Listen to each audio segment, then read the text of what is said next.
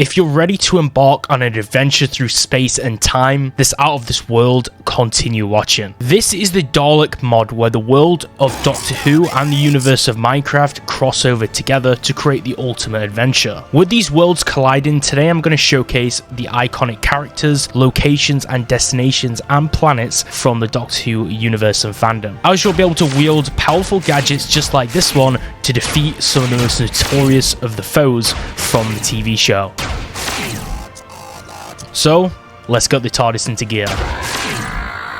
So what is the progression path in the Dalek mod and how do we actually get started? Well, basically we explore different dimensions using our TARDIS to gather resources. And then we can upgrade our gear and weapons using resources like Dalekanium and other rich ores that you'll find on different planets in outer space. And then of course we can customize our very own TARDIS and its interior and rooms within. Now to begin in the mod and to become a Time Lord, we actually need our very own TARDIS. So how do we actually create one? So first of all, let me go ahead and place this crafting bench down and I'll explain. So here is a vanilla TARDIS, the example of what we want to create. Now when we create one of these, we'll get an achievement called Craft a TARDIS, and then Craft a TARDIS shell also grants another achievement, and then you also get one for the chameleon cartridge. So I'm going to explain what all these items mean right now. To craft a normal standard TARDIS, we're going to need the following materials. We're going to need 4 ender pearls, an empty map, a clock, an end crystal, TARDIS shell, and a chameleon's cartridge. So this is going to be what the crafting recipe is going to look like. So I'm going to show you the form that you need to take for the recipe. We're going to have 4 ender pearls on the 4 corners of the crafting recipe, the TARDIS shell in the center with the end crystal to the left, the TARDIS chameleon cartridge to the right, and then also you want the empty map on the top and the clock on the bottom. So I'm going to show you the recipe right here. It's as follows, just as I described. And you can see for the cartridge itself, it says skin vanilla TARDIS. Now this chameleon cartridge is basically different for each exterior type. So depending on which one you're creating, it needs to match this with the cartridge, okay? So we're creating the vanilla TARDIS, so we need to use the vanilla TARDIS chameleon cartridge. So I'm just going to press plus. If you're wondering which mod I was using for the recipe viewing and to quickly add the recipe to the crafting table, it's called Just Enough Items, which we'll talk about a little bit later. Now we've crafted a vanilla TARDIS, so now we have our TARDIS. We can go ahead and we can place this down quickly, and we shall come back to this in a moment. Now you can see this TARDIS looks a bit strange. It is actually just like a Minecraft creation. Now next up is we need fuel. Okay, now for fuel we need to create this item over here, which is called the TARDIS fuel bank, as you can see. So we need 5 iron ingots, 1 bucket, 2 redstone, and what's called an electronic circuit. So I'm going to show you the crafting recipe for this right now, which is going to be as follows. So the circuit goes in the bottom with the redstone at the side, the bucket in the middle, and then you're going to surround it with 5 iron ingots, and that creates the TARDIS fuel bank. Now I can go ahead and place down this fuel tank, and if we right click on it, nothing really happens, and we need to right click on this tank with fuel. Now there's a few items we can use to actually fuel this up, which are wood, coal, Zaton 7 crystals, Lon's Delight, and also a toxic waste bucket, which you can just use to fill up on its own. Now we need a TARDIS key next, which is going to allow us to actually interact with the TARDIS. It basically allows us to summon the TARDIS where we want it, to lock and unlock its doors, and this comes in 2 variants, which are the gold one and the silver key. Now to create the gold one, this is the crafting recipe. They're both very similar, but they use different materials. So we're using gold for the first one, for the gold TARDIS key, and then also for the silver one we're going to use titanium ingots with an iron piece and an ender pearl in the middle, and this creates what's called the Yale key, which is the silver key or the silver color key. So we use these. They basically have the same functionality, but they just have a different look and a different recipe to actually craft them. And right clicking on your TARDIS actually binds it to your TARDIS. So now it says you've locked your TARDIS,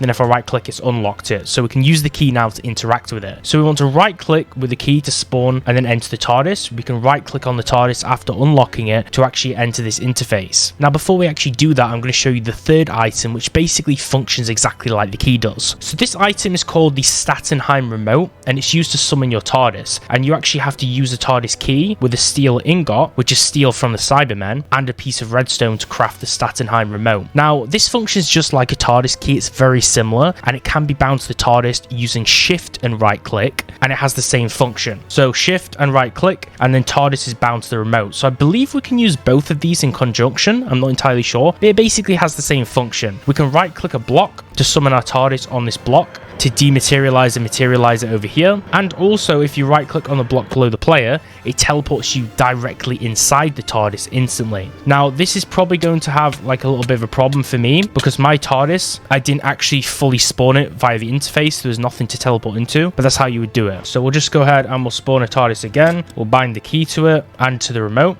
And then now we'll right click on it to enter it. And now we have an interface. Welcome to your TARDIS. Please select an interior. So this is the first time you select an interior to customize how it's going to look like. Now I like quite a futuristic appearance, but these look really nice. There's a lot of different interiors we can utilize. They're kind of fresh and quirky. Some of them look more classical. Some of them look futuristic. Just scroll through, see which ones you tend to like, and then you can pick it. You can really go for any kind of feel, right? Now I like one that's kind of simplistic and basic and looks quite small. So I'm actually going to go with the classic TARDIS interior, which I know is a little bit vanilla, but I like it. And then at the bottom it will say generating interior, so wait for that and then right click and it'll allow you to open the door just as if it was an iron door or a normal door in the game, and then walk onto the pressure plate, which will teleport you inside here. Now of course the TARDIS is much bigger on the inside. Now sometimes I believe you have to turn it on. I'm not sure if it's in the mod options on here in the config. I believe it is, but somewhere inside the options you can actually make it so you can see the TARDIS from the outside and see the interior, kind of like a render, like what you can do with the Better Portals mod when you can see the nether through the portal before you actually step through, which is super cool. It gives it that bigger on the inside kind of trick. Now when entering, this transports you into what is called the TARDIS dimension. So this is actually a pre-generated interior which is based on the TARDIS's exterior we chose and the interior that we actually selected and entered. And the TARDIS has a health system, so this is a really nice looking place. You can see the interior is really well crafted. This has a maximum of up to 1000 health points, so this TARDIS can go up to 1k HP, and it takes damage when we either land it or during in flight mode, right? And when we would reach 20 HP or lower, the exterior will give off smoke and it'll fly uncontrollably if then from that point you're in flight mode. But when you land, it will automatically heal, and landing on a block of Zaton 7 will speed up the healing process. Now you can actually use commands. So for an example, as you can see, TARDIS over here, TARDIS dash interior dash pause, and then the XYZ values will actually allow you to check the door position of the TARDIS and also set it. So if you want to change it, you can utilize that command and it works in that way. And as you saw before, there's interior customization, so we can basically customize this exactly how we like it, which is super cool. Now I'm going to show you in a moment the controls and what they mean and kind of give you an understanding of that, but they're quite complex, so we'll get into a moment. So as you can see, we have the TARDIS monitor. So if I right click on the TARDIS monitor, this is a panel that we can use to input the coordinates and travel to planets with and dimensions with. It also lets the player actually travel and fly through the sky, and HADS, which is an acronym, and cloak can be enabled in the settings here, which I'll show you in a moment. So this over here, HADS, and cloaked or cloaked mode can be enabled in this too. So let me explain what these mean. So this value here, HADS, this basically ensures that if you're attacked, the TARDIS will teleport somewhere nearby. So this would be like when the mobs are attacking the TARDIS from the outside, and it teleports and relocates itself in a panic to actually protect itself. And then the cloak mode over here, which is obviously turned to false at the moment, this makes the TARDIS nearly invisible, so it's kind of like a chameleon effect, right? And we can use this monitor too to add permissions. So obviously there's no permissions right now, but we'd use this to actually add permissions to companions to let them pilot our TARDIS and build in it too. So that's if you're playing multiplayer and things like that. So I'm going to walk you through some of the information over here. It shows the TARDIS ID, so this is the ID of our TARDIS. I've actually spawned 2 because I died and I couldn't find the first one. And then we have the owner, which is me, the health, so we're at the max health points I mentioned before. We've given no permissions to any companion players, we're not playing with any friends, and you can see the location is also shown here too. The shields are currently down, the HADS is off, and we don't have cloaked mode enabled. There's also the status over here, which is what we're looking at. The coordinate travel, this is what I was talking about before. So this is where we'd input the coordinates where we want it to travel to. So these would be XYZ coordinates, just like when you're typing in a Minecraft teleport command, it works basically exactly the same. And then we can select the dimension on the left hand side, so coordinates in that world on the right and the world selection on the left. So by default is overworld, and it'll show you which direction it's facing. So SW of course means southwest, and if we scroll through, we can select the nether, we can select the end as well, and then we can also select worlds from the actual mod itself, the Dalek mod. So we have Varos, we have the moon, Skaro, which is the Dalek planet, Trenzalore, Gallifrey, which is the planet of the Time Lords, Minecraft Classic, and also Mars, Vortex, Mondas, and the overworld. Of course, Skaro first first of all is the homeworld of the Daleks. So this is accessed via the TARDIS interface here, and it features unique terrain generation, structures, and this is where you'll find the Dalek mobs in game. We'll cover this a little bit more later. One thing that's interesting too, which I wanted to mention, is this over here where you saw where it says Minecraft Classic. This isn't actually technically a dimension or a planet. This is something in the Dalek mod which is called a time zone. Time zones are basically places that you can travel to.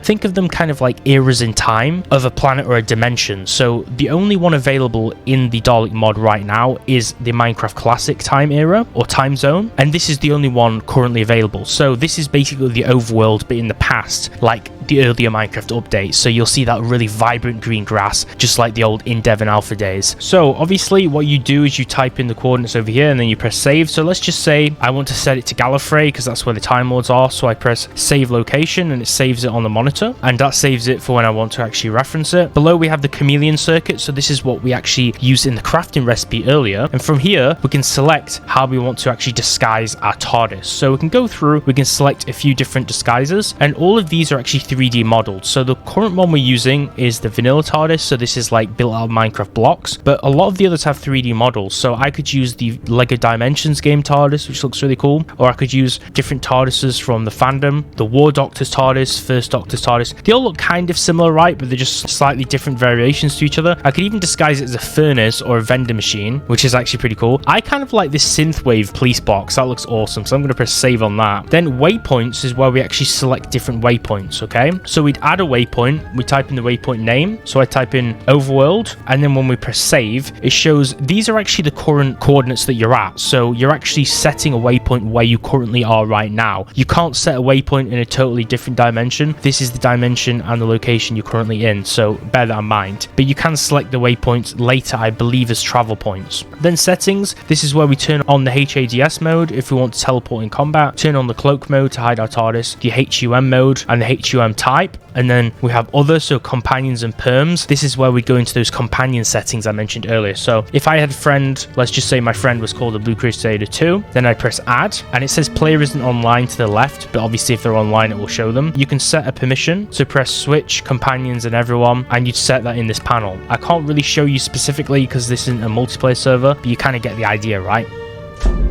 Now, as you can see, the flight lever over here, when we right click it, it'll say your TARDIS has dematerialized and your TARDIS is now rematerializing. So you right click to materialize or dematerialize it, and this must be used when you select a new dimension, okay? And if you want that disguise that we selected earlier, you must install that chameleon cartridge, which you can actually install in a chameleon circuit panel. So like this, for an example, which would be in your TARDIS. So you would install it in here, and then you'd pick one of these and put it inside the chameleon circuit panel on your TARDIS mainframe if you have it, and that would actually install a disguise. Then for an example, the sonic screwdriver charging station block, I'll just show you on the ground here. This allows you to right click on it and you insert the sonic screwdriver, and it allows you to actually charge it in here. So you can see it shows the position and the way it's facing, and we right click on it and this will actually charge it inside. Then we have the TARDIS command panel. So this block is another block where we can shift right click on it, and this basically initiates commands in it. So we can type in TARDIS panel commands in here, and we can edit permissions in here, so who can actually use these commands and who can actually interact with this block.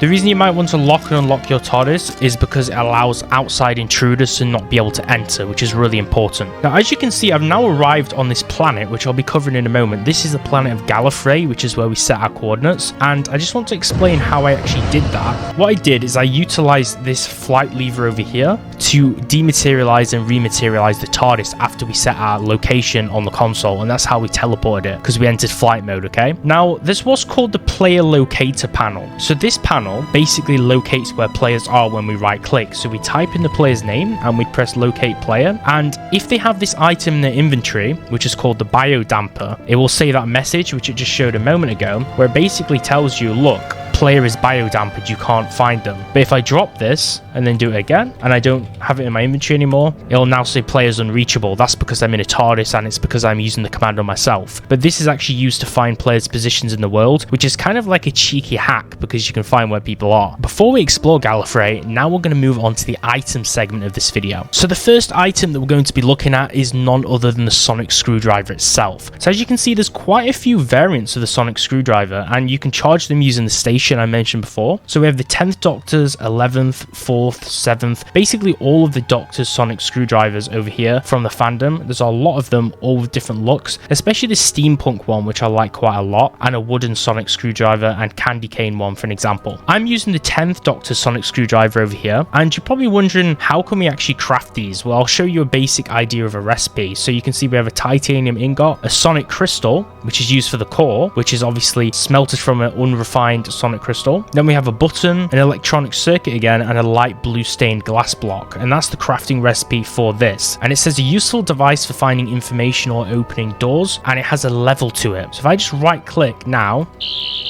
then you can see it's going to make a sound which shows it's activated, and it also tells me the block that I'm hovering over, so Gallifrey sand. It doesn't do this for all blocks, but it does show certain information. So as you can see, I can look at most blocks, so I can see the grass, I can see the police box and information about it as well, and its facing direction and coordinates, which is really interesting. Now there's a few things the sonic screwdriver can do. I can open iron doors with it, so I'm going to place one down and right click it, and it'll open an iron door instantly and show information in the top left about it. You can also control redstone contraptions with the sonic screwdriver and also interact with the TARDIS. Let me take a moment to actually appreciate how awesome that synthwave TARDIS actually looks. Like, look at that thing. Now there's also what's called the laser screwdriver, so this can damage mobs and control the TARDIS, and it says it's a useful device for finding information or opening doors. It basically does the same thing, and it's crafted with a brass ingot, titanium ingot, sonic crystal, electronic circuit, and a button. So I'll show you, it's basically the same, a different appearance and a different sound set as well.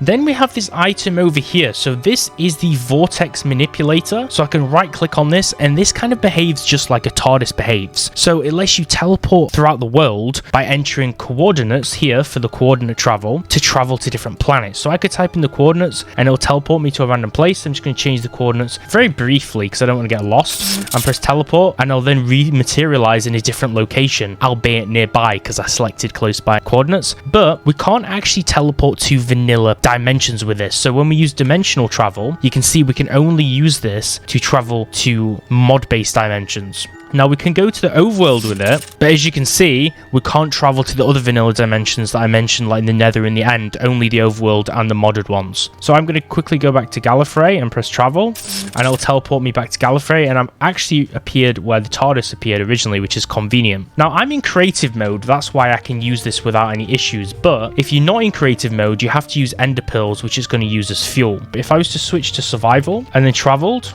and went into coordinate travel, it says no charges left, right? So we shift right click it to charge it with ender pills, and then we can press teleport and now use it. Each increases the charge by 1, but it uses 1 ender pill, and 1 charge is used when we use coordinate travel, and 2 charges are used for dimensional travel. So that basically corresponds to 1 ender pill for coordinate travel and 2 ender pills for dimension travel, and that's how it works. And it has a waypoint option too, where it can actually save coordinates to travel back to on demand, just like what we showed with the TARDIS earlier. So it's kind of like a portable TARDIS basically. It just has less dimensions we can teleport to, but it can basically do most of the same thing. Here we have the sonic blasters. So this is used to actually remove blocks by right clicking on them, and you'll see it says makes blocks vanish for a certain amount of time. So we have the sonic blaster over here. I'll show you. If we right click, it literally doesn't even have a projectile.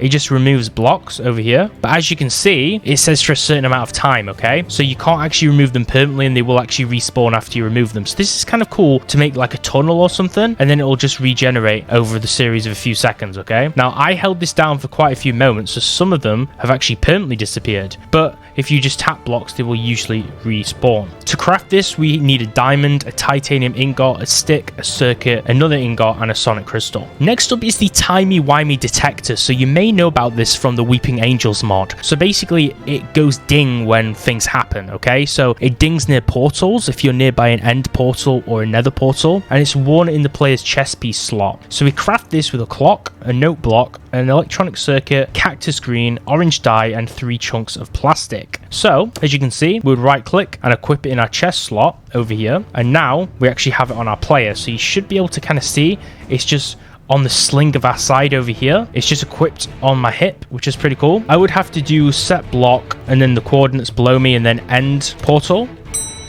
and then as you can see, it does actually ding, which is pretty interesting, right? So it makes a ding sound. And obviously the closer you are, it's going to ding more and at a higher frequency. Now under combat, you can see there's quite a few different combat items. There's actually quite a lot of guns in this mod. So I'm going to show you a few of them. And basically you right click to aim and then release to fire. Some of them are automatic, some of them are semi-auto, and they require you to have ammo in your inventory to actually use. And there's a few different types that are either crafted or dropped by mobs. So I'm just going to spawn a few of these. We have Soap's launcher over here. Shout out to Soap. And I'll spawn a few of these weapons and show you in a minute. So we have the launcher, which makes a super bang. We have the Time Lord Staser, Dalek gunstick, laser gun, unit gun, and unit pistol. And I'm just going to show you a few of these guns and the projectiles and what they look like and what the kind of impact is when they actually bang on something. The AK is pretty powerful and it's auto if you kind of spam right click it. We have the Cyber gun, which is super sci-fi-esque, as well as the Alpha Mason, the Vector gun, which as you know is like an SMG off Modern Warfare 2, M16, the Gauss rifle or Gauss rifle, and the Jadoon blaster. So they look pretty cool in third person too.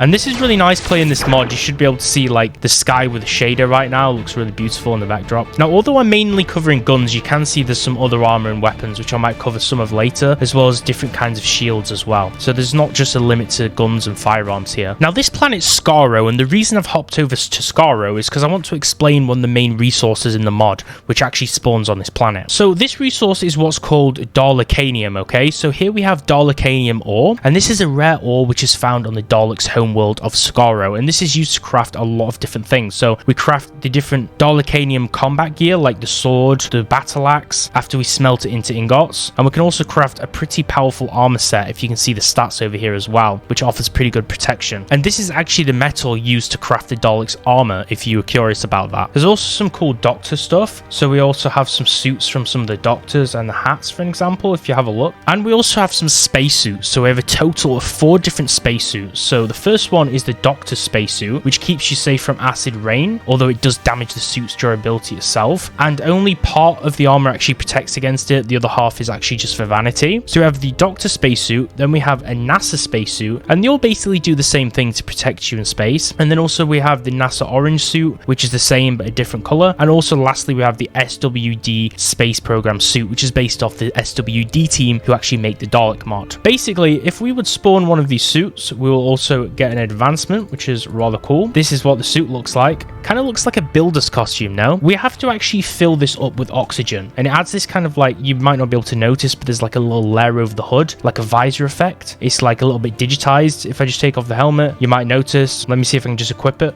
You can see it kind of dims the screen a bit. So for this, we need to have an oxygen canister, and we need to refill this at the oxygen tank over here, and we put the oxygen canister in it, and then there's the effect over here. Some particles come off it, for an example. Oxygen is refilled with oxygen canisters. We can shift and right click if it actually has air in the canister to refill the suit itself, but they do actually auto refill in dimensions with oxygen. So if we just wear a spacesuit in the overworld, it will just automatically actually charge on that planet. You can see the oxygen level is 10% after we put it in the tank, and then if we shift right click, we can charge our suit that way. But currently we have air level at 100% on our suit already. So now we're back on Skaro. For the reason being is I want to show you just a few of the Dalek variants, just by kind of like crawling through the world and showing some cool cinematic shots of these guys. As you can see, there's many different visual styles and appearances of these Daleks, and there's a lot of different types which you'll notice coursing throughout the world in different places. Obviously mainly on Skaro itself, but also in the overworld. And you can see this is a very arid planet. You can see it looks very barren, and we just have Daleks just floating and hovering above ground, literally all over the surface, which is just incredible. With a small group over here, as you can see, with many different color types, a golden, black, a green, and a red one. And these guys look super sinister. As you can see, there's actually a ton of different Daleks, so I'm just going to go ahead and try and spawn a few of them. I'm not going to spawn all of them in the mod because it would take absolutely forever, but I just want to kind of give you an idea of a lot of the colors. And I've just temporarily disabled the sound because I think it would be a cluster that would just destroy your eardrums if you heard all the sounds of the Daleks in a row. But as you can see, there's some really cool color types, very colorful ones. It must have taken a super long time to make each and every one of these skins, and some of them are kind of imploding and some of them will go into war with each other. Now there's some really interesting ones. There's a few like different red colored ones, special weapons Dalek, Time War Dalek, this brass steampunk one, which is my favorite. But it's interesting that some of them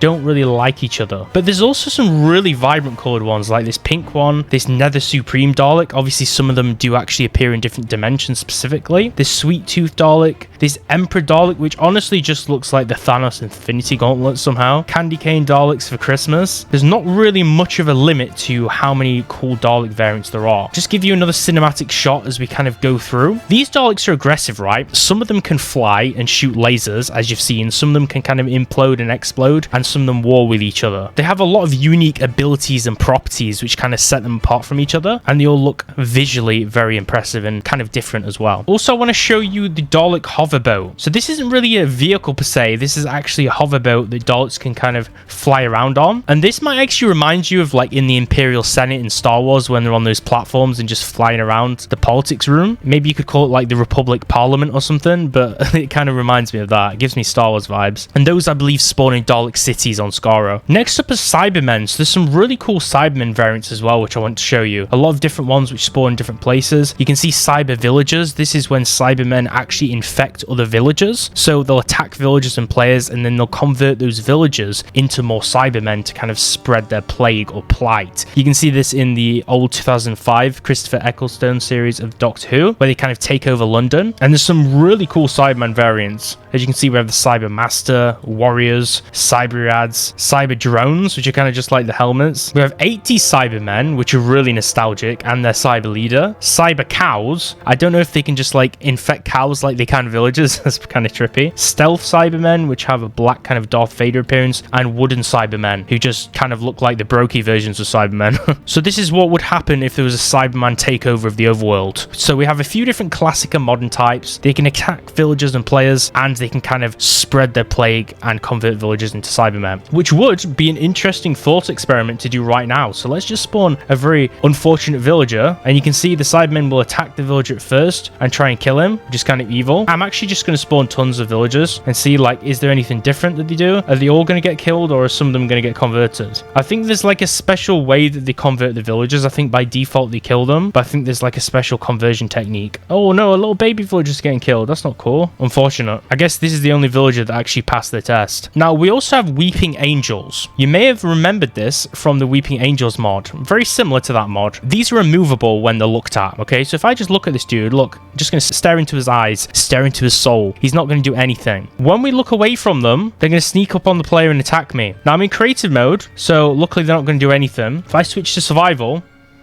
oh, you can see it sneaked up on me. As soon as I look away, I get sneaked up on again. And now it's disappeared, which I'm worried about. Okay, where did he go? Let's just spawn another one. So if I look at him, he's going to do nothing, right? I could even attack him with his battle axe. And as soon as I look away, he's going to touch me, and he's going to disappear. When they're not being observed, they will attack you, and they do have a chance to send you back in time. And now he's going to attack me again. He's giving me blindness, and he's just going to constantly be like a problem. So now I don't know where this guy is, and he's probably going to keep sneaking up on me. So these guys are horrendous, and you want to destroy them, and do not look away, because it's like a horror movie. Okay, now we need to go back in creative mode. I'm scared. Oh, there he is. Wait, can I kill him now? Can I break him? I will break you. I could snap him out of existence if I had the Infinity Gauntlet. Look at this noob. Ha! You can't do any... Oh, okay. He teleported me. So I got teleported back in time, and now I have Daleks that are on me. Oh, so we're back on Gallifrey again, and you're wondering why I keep hopping between planets, but it's because I kind of need to give you context, right? So here's a Time Lord, okay? I don't know what he has in his hand, in fact. Maybe we'll have to find out. Sorry, my friend. Oh, wait. No, it's an enchanting book. Okay, so these are basically the same race as the Doctors. So if you're wondering what Doctor Who's race was, he is what's called a Time Lord. And these have two hearts, and they're humanoids that spawn on Gallifrey. And they were the ones who first discovered time travel in Doctor Who. Okay, so these guys use TARDISes too. Not only the Doctor, right? He doesn't look like he's smart enough to use a TARDIS, because he's just standing staring at me like a derp. But these guys are neutral usually, unless you actually provoke them. And they regenerate on death, or they're killed permanently during a regeneration. So if I just go in survival mode and attack him, he's only going to attack me when I actually provoke him. Go back into creative and fire him, and you can see he has now entered regen mode. But now he's gone into regen mode. These guys can regen, and you can kill them during their regen, which kills them permanently, okay? So you can only actually physically kill these guys if you kill them when they're doing that regen effect. Let's see if he can regen again. He's going to regen. I fire him again during regen and he's dead. So the only way to permanently kill a Doctor Who Time Lord is via regen. And you can see over here, we've now dropped the Zaton crystals, which I want to mention a little bit later. I also did tell you that they can recharge the TARDIS a little earlier in this mod showcase, right? And these guys can drop quite a few different things. You saw that they were carrying enchanting books, but sometimes they can also drop different items like those crystals and ammo. We also have Chancellery Guards. So these are a different type of Time Lords. So I can go ahead and spawn them. So this is a Chancellery Guard. You can see the only difference really is they just have guns. So these are variants that have Time Lord guns and they attack with a gun when we provoke them. I could go ahead and attack this guy again, but he's going to have a gun, so he's going to really pack a punch. And now if I fire at him, he can also regenerate as well. So just because he has a gun, it doesn't mean he doesn't have the superpowers. So next up, we have K9. So I'm going to show you the crafting recipes. Each piece has a different recipe. So we have iron ingots, steel ingots, a circuit, and red stained glass to create the head. Then we use similar pieces with the regen unit and circuit and ingots to create the body. And then the tail, we use steel and iron ingots. And then the regen unit, we use those ingots with redstone and a solar cell to actually create as well. And then we put them all together and we create the K9 spawner. So I'm just going to show you the K9 spawner and the other one. So we have K9 over here. So this is that robotic dog off Doctor Who. Now this guy is actually tameable and he will follow the player. So you can right click on him, it says he's sitting, then right click, he's no longer sitting. So you can tame this guy and when you spawn him, he's automatically bound to you. So I'm his owner now. And this is the classic show design, but there's also a second type, the Aussie show design. So we can use the Aussie K9 spawner, and this spawns the one from the Australian spin-off show. So depending which one you like the most, then you can spawn that. I obviously grew up with a British one, so I'm just going to use the normal one. Now, there's so many different mobs in the Dalek mod, it would take absolutely forever if we were to cover them all, right? So let me show you some of the most nostalgic and memorable ones from the show. So I'm going to spawn quite a few here. We have the Gasmax zombie, the Snowman, Silence, which kind of looks like Slenderman now that I think about it. Classic players who shouldn't be here. They're a monstrosity. Die Steve. Oh, this guy survived. Oh, okay. Maybe not the second time. We have the Ood, which carry those horrible spooky orb things, and they don't deserve to live either. This launcher, honestly, it packs a punch, bro. Sontarans, which are those mini dudes who definitely have a problem with the height. Yetis, which I don't remember, but they're equally cool. Monoids, Mondan, the Jadoon, who are like those weird rhino aliens. Zarbi, the modern Sontarans with the helmets. Also, you can see my K9s floating in the air, which is pretty badass. We have the white robot, which kind of looks like a Cyberman from behind. Oh my god, he's getting absolutely yeeted by the Sontaran over there. The Quark, Axon, Vern, Sea Devil, Sandman. Oh, Mr. Sandman. We have Tal. We have the Khaled. We have a Mechanoid. Just looks like a holy hand grenade. That's just crazy. We have 1975 Davros. So I believe Davros, I think, is like the creator of the Daleks. I can't remember, but I'm pretty sure he was. 1984 Davros. These are just kind of like a little bit different. 1988 Davros, who's just like inside a Dalek shell. 2008 Davros. Snow Daleks. Marine Daleks, which like have fins and swim. That's awesome, honestly. It's like a CIA experiment or something. Then we also have Dalek human hybrids, which just look awesome. Then we have the Slovene, which I honestly hated these guys. They're in that like weird episode where they took over London and like used people's bodies for like camouflage suits. I definitely want to get revenge on them for doing that to my home country. Now let's move on to the bosses and the challenges. So the first main boss is going to be the Dalek Emperors. So I'm going to show you the different variants. We have the main Dalek Emperor over here, and these guys are found in the mothership structure, and this is a powerful boss. He has strong attacks and a very high health point value. So they spawn these guards, and all these different guard Daleks will spawn beside him. And we also have the TV21 Emperor Dalek as well. So we can spawn the new Dalek Emperor from the later series, or the TV21 Emperor Dalek, who doesn't even have any like guards or anything. But this guy looks definitely menacing, but I feel like we could just smash that glass and just like kill that thing and just end the Dalek supremacy. Also, we have this Dalek time controller. We'll spawn the Tomb cyber controller, which definitely doesn't look as epic as I thought it'd be. So I want to show you the cyber leaders and the cyber master. I'll just spawn these so you can see what they look like. I spawned them earlier, but I want to give you like a better look. And it's a challenging boss that has unique abilities, so it's going to be a tough guy to face, right? Another thing I forgot to mention earlier is you can actually get the steel armor set. So we have the steel sets, and as you can see, it has a sound effect as you walk and when we wear it. So you can become a Cyberman technically, and it gives you an achievement full conversion. So I'm going to go ahead and use this steel axe to defeat a Cyberman. Upgrade this, kill a Cyberman, get steel. So you get steel from Cybermen, then that's what you can actually use to craft that steel armor set, which I showed you before. So you would farm Cybermen and gather those materials, and you'd also get circuits from Cybermen. So if you're wondering how some of those recipes were crafted with these circuits earlier, that's one way you can do it. So this is Skaro, right? And we've been here for a while. This is the homeworld of the Daleks, and we access this via the TARDIS, as we did. And there's some fairly unique terrain here, right? And there's a lot of structures which are housed and kind of mostly hidden around here, and a lot of different Dalek mobs which you'll see around here. What you didn't know about is if we drop and we just go back into survival mode, we're gonna die. Now you're wondering, why am I losing health? Well, it's because we have radiation here, which you didn't notice because I was in creative mode. You need to basically counteract this by eating a radiation pill. And what that will do, you eat it and then it'll give you this buff. So this is anti-radiation. So this means that when you're in a radioactive area like Skaro, you won't be actually impacted by it because you've taken the pill for it.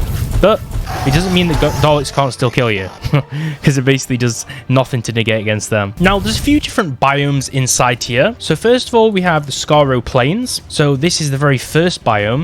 You can see we have toxic waste over here next to these Daleks. And we also have these Daleks who are just attacking these guys over here. I feel sorry for these guys. Now, if we use the F3, you can see this is the Skaro Jungle. So this is kind of like a forested biome, which is nearby, right next to the plains, which connects to it. Think of this just like a normal roofed forest or a normal forest biome. You also have the Khalid Desert, which is mostly just where we've been.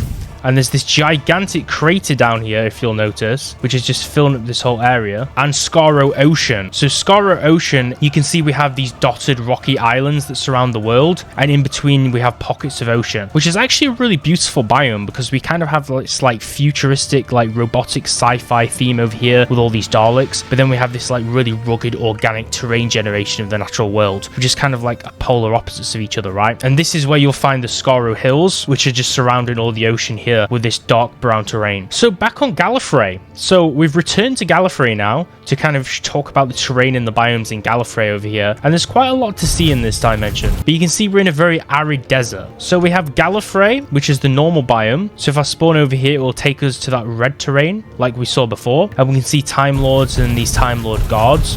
And then we have the desert. So you have normal Gallifrey and then the Gallifrey desert, which is the more arid and rugged terrain. And you can see we've got like a house structure that's spawned over here, which is interesting.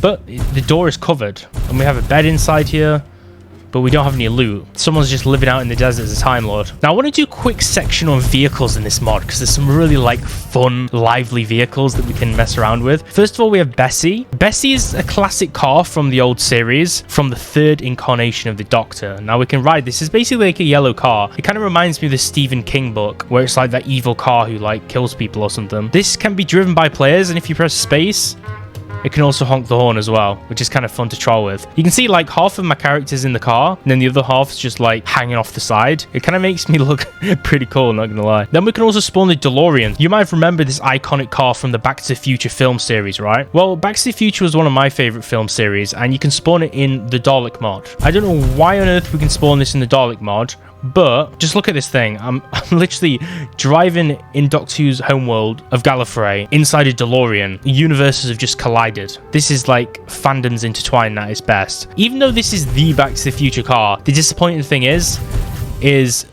we can't actually time travel with this thing. And also it has like weird AI where it actually turns as if it's like a real mob, which is kind of a bit weird. This can't time travel, so it's pretty useless. It's kind of just for show, but it's kind of cool to have.